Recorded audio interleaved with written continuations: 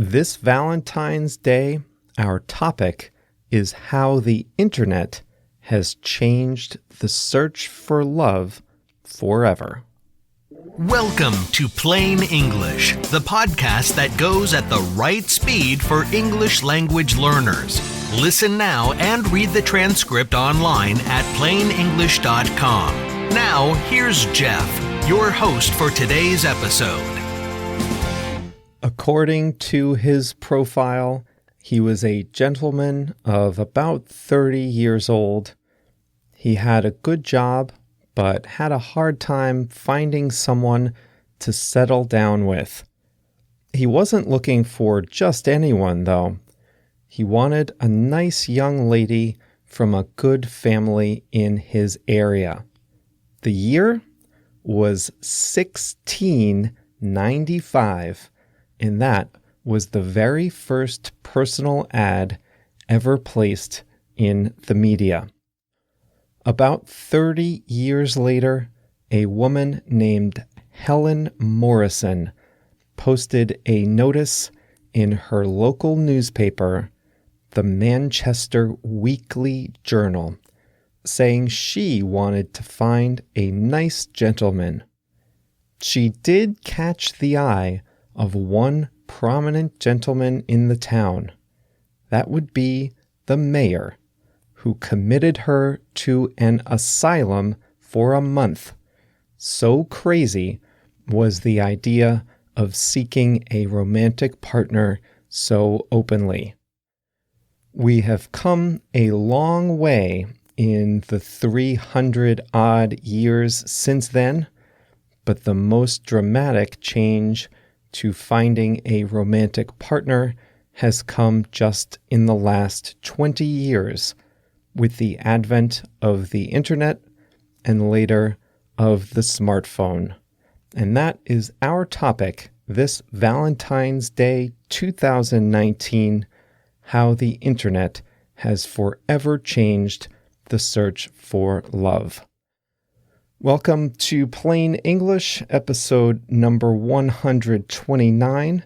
I'm Jeff. The producer is JR. You can find a transcript of today's program at plainenglish.com/129.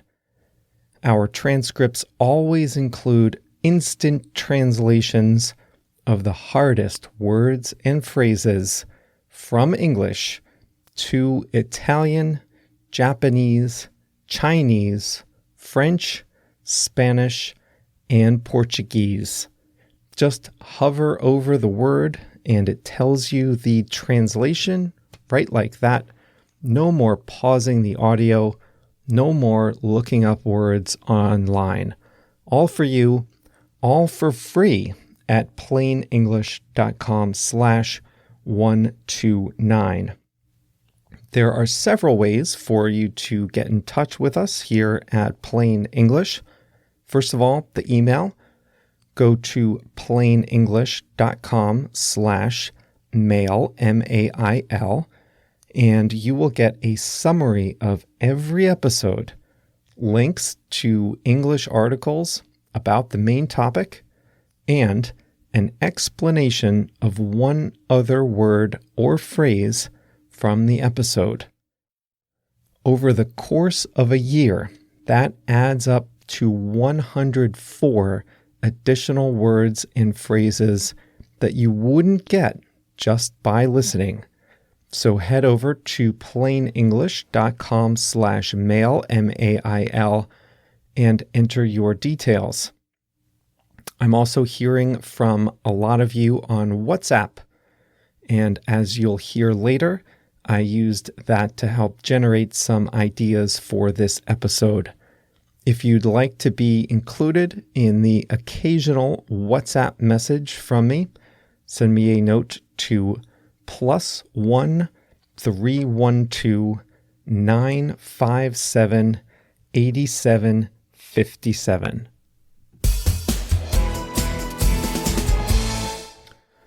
For most of human history, a person's options for finding a husband or wife were limited to his or her immediate surroundings. Often, considerations of race, religion, socioeconomic class, and, importantly, the wishes of one's parents were primary limitations on who could couple up. When there were few options of who to marry, the decision was, ironically, much simpler than it is today, even if it was more unsatisfying. Over the 20th century, at least in the West, many of those barriers came down as interracial marriages, interfaith marriages, and marriages across different socioeconomic classes became much more acceptable. In the 20th century, too, people became more mobile, where once personal mobility was limited to a bicycle, the car and the airplane expanded people's horizons. Then, of course, society experienced a big bang, the internet.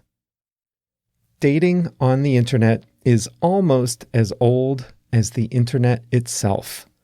Netscape Navigator, the first web browser, came out in 1995. Just a year later, Match.com, the first significant internet dating platform, came out. But it didn't change things all at once. For a long time, there was a stigma to online dating, a sense that if you had to use the internet to find a partner, there must be something wrong with you. You must not be able to find anyone in real life. No more. Over 200 million people use online dating websites and apps every month. In America today, a sixth of new marriages start via an online dating platform, either a website or a mobile app, and at least that many start online through a non-dating app like Facebook or Instagram. When you hear wedding bells on a Saturday afternoon, in other words, there is a 1 in 3 chance that the relationship started online. Apart from meeting friends of friends, the internet is now the most popular way to meet new people. There is also growing acceptance that the internet can provide options to people who have unique trouble connecting with others in the offline world. People who live in very rural areas find the long distances and sparse population of farm country significant barriers to finding a mate. One site here in the U.S. is called Farmers Only, and their tagline is, "City folks just don't get it." There's another site just for long-haul truckers. Seniors are another group who have a hard time finding companionship. Some people grow old single. Others find themselves divorced or widowed later in life, and without the desire to jump back into more traditional dating scenes. The internet can provide them with a better way to connect than the local bingo hall. For people in even smaller minorities, the internet has been an even bigger help. JDate allows Jewish singles to find others who share their faith, or who are at least willing to convert. Over 70% of new same-sex couples in America start online. Not every country and culture experiences online dating in the same way. In India, where arranged marriages are common, the exact same offline process has moved online, which may not be a great thing for people hoping for more liberation. China's biggest online dating platform is called Tantan. It boasts 20 million users, but men and women experience the site differently. Men express interest in 60% of the women that they find on the site, but women do so only for 5% of the men that they see, leading to a huge imbalance between the sexes. So, are people who meet online happier? There is some evidence that they are. Some studies have shown that marriages that begin online last longer. Couples that meet this way express higher degrees of happiness than those who met offline. When online dating first started, a lot of people worried that this would ruin traditional love forever. In the United States, divorce rates were rising for a long time, only to begin falling again right around the time the internet gained popularity. So much for the theory that the internet would ruin traditional love. Now, that's not to say that there aren't some problems with the online way of finding a match. Many people find that having tens of thousands of options is just plain stressful, and they find themselves in a cycle of meeting new people for only shallow first dates before both parties resume the endless search. Others experience self-consciousness over their appearance, since online dating lends itself to split-second judgments based on looks alone. While the internet can help introverts connect with the world around them in a low-pressure way, it's also possible that people can retreat from friends and in-person support networks that are still great ways to find a mate, even in today's high-tech world. This being the internet, there is also the worry about the power concentrated in the hands of just a few companies. Facebook, Match.com, which also owns Tinder, and a handful of other companies have the power to tweak some code and affect the matches of millions of people. One thing I wonder about is this. Yes, the internet allows us to connect with many different types of people, but it also lets you filter specifically for the exact type of person you think you want. Maybe highly educated, high income, same race, same religion, same language, whatever. Maybe people limit their choices. It would be a sad irony if a great tool to connect with many different kinds of people were instead used to connect only the exact same type of person. But don't despair. The internet lets millions more people find the right match for them, something that will enhance not only their own happiness, but also that of their future children. All right, this has been a long episode, and I got great feedback from my new friends on WhatsApp about this topic. I sent a message out last Friday asking for some thoughts on online dating, and I got a lot of great feedback. And I want to share it all with you since I got so many good, thoughtful comments. But this episode is really long, so I'm going to make the executive decision to do a third episode this week. Don't get too used to it. This is just once. But check back in your podcast app tomorrow. I'll talk about the feedback I got from all of you. It won't be a full episode, no transcript or anything like that. But I do want to share some of this feedback since you guys were so thoughtful in sending me some good notes. But there is one thing I want to say based on the WhatsApp feedback. I heard from 2 people, not one person, 2 people who found their match on an English language forum online. So they were practicing online English in a language learning forum, and that's where they found their match. And I think that's just great.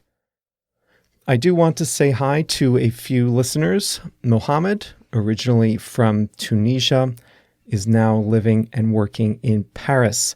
He works in the insurance industry and has been assigned to a new team with German, British, and French team members, and he needs to use English in his multicultural meetings in the future. So thanks for being with us, Mohammed. Finally, Rodrigo from Fortaleza, Brazil, wrote to introduce himself and also plug the music that's popular in his part of Brazil called Forró. I asked him for a couple good artists from around there, and he recommended Wesley Safadão, and I have been listening to his album called In Miami Beach, a concert as I wrote this episode, and it's really good. Mind you, I don't understand any of the words. It's all in Portuguese, obviously, but it is a lot of fun, and, music can stimulate your creativity, so maybe this episode is better than normal because of the soundtrack I've had on in the background. Thanks, Rodrigo. Okay, the phrase I want to share with you today is lend itself. It's tricky since lending is like to give something to another person only temporarily. You expect it back. If I lend you a book, I expect you to return it to me in good condition. But when something lends itself, it means something totally different.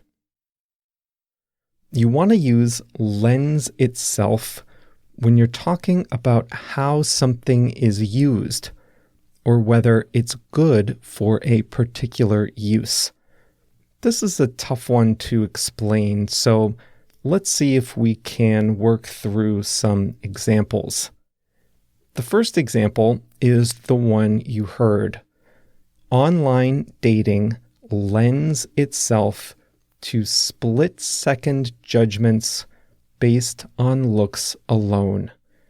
This means that online dating is often used just to make split-second judgments on other people's appearances.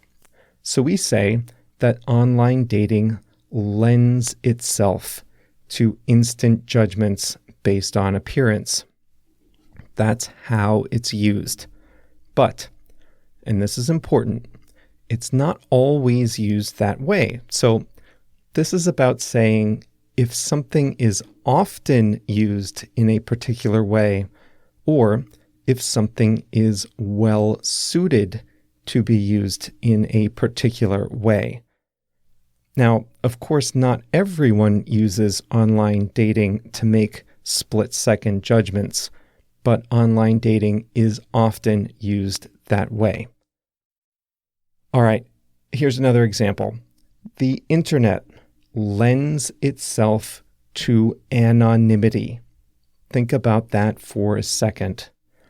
It's very hard to be truly anonymous in real life, but it's easy to be anonymous on the internet. The internet then lends itself to being anonymous. Now, obviously, that's not everyone on the internet, right? So it's just one way for it to be used.